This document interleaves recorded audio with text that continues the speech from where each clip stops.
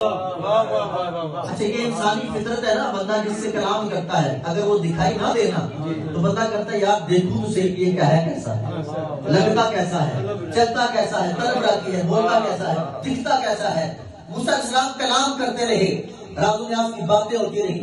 موسیٰ رب سے کرتے رہے، رب موسیٰ سے کرتا رہا، باتیں ہوتی رہی،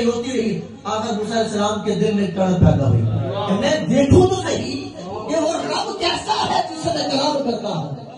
وہ دکھتا کیسا ہے، وہ بولتا کیسا ہے، مجھے پتا تو چلے، دیکھوں تو صحیح کہ وہ رب کیسا ہے، نظر کیسا آتا ہے۔ آج کی باری تعالیٰ میں تجھے دیکھنا چاہتا ہوں۔ رب نے لانترانی کہہ کر مار لگا دی، کہا موسیٰ ہرگز نہیں تو دیکھ سکتا، کہا باری تعالیٰ اگر میں نہیں دیکھ سکتا تو پھر کون دیکھ سکتا ہے،